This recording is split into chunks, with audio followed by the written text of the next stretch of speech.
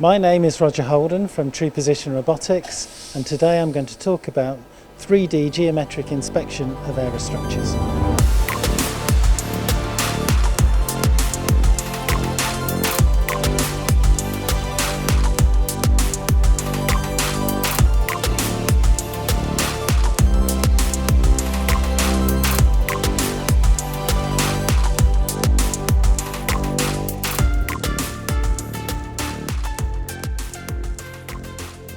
Today, inspection of aerostructures is done by a whole variety of different things, and it's quite disjointed. There'll be some manual gauges, quite often used within the build, and then finally a CMM, coordinate measuring machine, if it's small enough, and if it's too large for a coordinate measuring machine, it's done with a laser tracker or a larger volume metrology device. In the future, I see inspection as being built within the build process. It's not just an end of build validation process. So in the process we've developed here at True Position Robotics, we're measuring throughout the build. We're measuring where the parts are in the fixture and through build all the way through to final validation. We've developed our solution with robotic tool changers, so we're able to swap from one process tool to another. So we're doing drilling and 3D geometry inspection on the same robot. The architecture of this system has at its heart True Position Robotics' own scripting language. This allows us to connect very simply different elements of the robot cell, so the robot with the metrology system and with the analysis system. A key benefit of this solution is its affordability and how it fits in a modern factory. What we found is the supply chain has a number of very vertically integrated suppliers. So if you want to buy something for 3D CAD or robot simulation or analysis, there are people that supply those solutions, but there's very little thought in terms of the benefit of using that information throughout the organisation.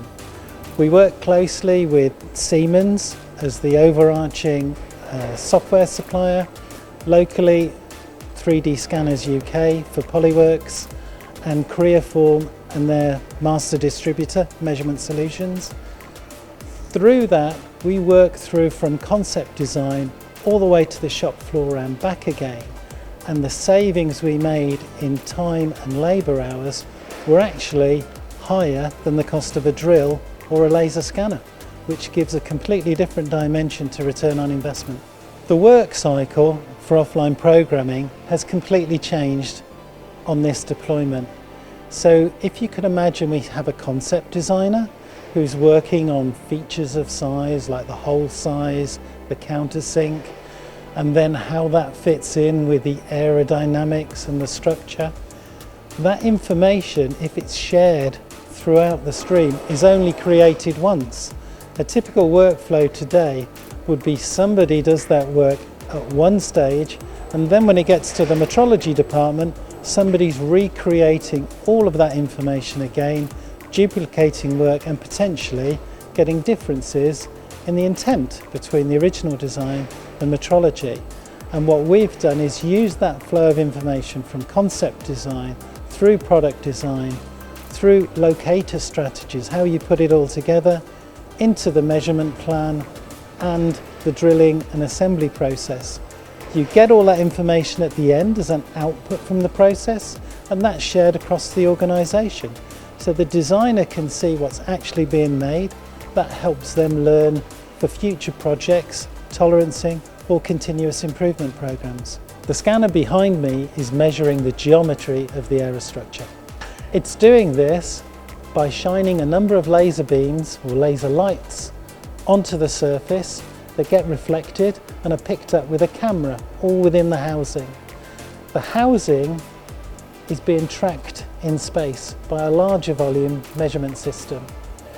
What that's doing is generating millions of reflected points in space, but to a single reference system. So all of them in the right position relative to each other. We take that point cloud and we compare it to the CAD original. From there, we can add in all the tolerances to validate whether the part's been made well or not. The tolerances we're inspecting to for the freeform surface is 1.5 millimeters, but actually within patches across the aerodynamic surfaces in those areas 200 microns. For the features of size, we call them, the holes with the countersinks have to be within 80 microns and the position within 250 microns. What we've done though is we've combined the inspection with the robot guidance with the drill. So those very high precision inspections are taken from the drilling system for the countersink depth and for the position, because if you can imagine a cloud of points, it's very difficult from there to get to that level of precision with the scanner. So the main use for the scanner is for the final aerodynamic surface, but also as a tool within the build to make sure we know where all of those parts of the substructure are before we start drilling holes into them. True Position Robotics Limited has developed a cost-effective Aerostructures solution using robot guidance, machine learning for drilling and countersinking, and 3D geometry for control of the build as well as validation at the end of the process. And it all fits within our end customers' digital threads.